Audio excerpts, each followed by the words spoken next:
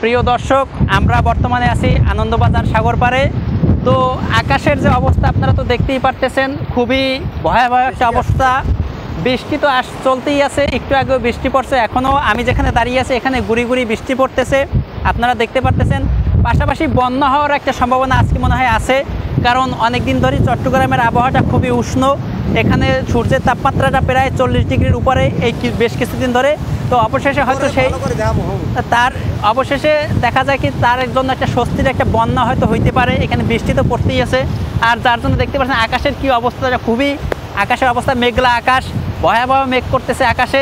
এবং সাগরের দিকে আমরা যদি তাকাই, সাগরের উত্তাল ঢেউ, মনে হচ্ছে এটা এই উত্তাল ঢেউয়ের এই প্রভাব বা এই চেহারাটা বলে দিচ্ছে যে বন্যার একটা সম্ভাবনা আছে।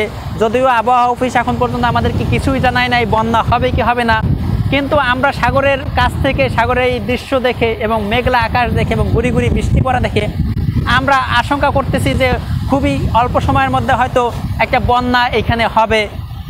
আর যদি বন্যা হয়, আপনারা তো জানেন চট্টগ্রামের অবস্থা, চট্টগ্রামে হালকা বৃষ্টিতে বা একটু জোয়ারের পানিতে সারা চট্টগ্রাম তলিয়ে যায়, মানুষজন চলাফেরা করতে পারে না, জীবনযাত্রায় বিভিন্ন ধরনের সমস্যা দেখা যায়।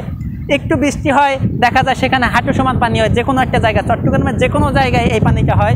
চট্টগ্রামের হয়তো যারা এখানে দায়িত্বে আছে, সরকারি কর্মকর্তারা হয়তো তারা সেইভাবে জিনিসগুলোকে নিচ্ছে না, যার জন্য এই জায়গায় কোনো উন্নয়নের কোনো চিন্তাভাবনা করতেছে না। যদিও চট্টগ্রাম বাংলাদেশের সবচেয়ে একটা বাণিজ্য কেন্দ্র, সবচেয়ে বড় একটা বাণিজ্য কেন্দ্র চট্টগ্রাম, কিন্তু চট্টগ্রামকে নিয়ে আসলে তেমন কোনো মাথা ব্যথা হয়তো তাদের নেই, যার জন্য একটু বৃষ্টিতেই পানি হয়ে যায়। তারপর যে পরিস্থিতি আমরা এখন দেখতে পারতেছি, মনে হচ্ছে না যে কালকে সকালবেলা কেউ অফিসে করতে যাইতে পারবে যদি আজকে রাত্রে বন্যা হয়, কারণ এখানে একটু বন্যা হইলে হাঁটু সমান পানি অ্যাভেলেবেল হয় যে কোনো জায়গায়।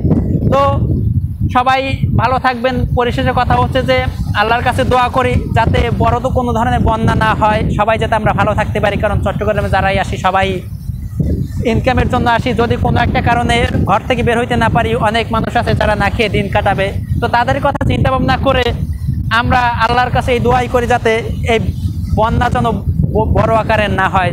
হয়তো হালকা পাতলা একটু বৃষ্টি হোক, সেটা সমস্যা নেই, কিন্তু বন্যা হলে এখানে মানুষের দুর্যোগের আর শেষ নাই। ধন্যবাদ সবাইকে।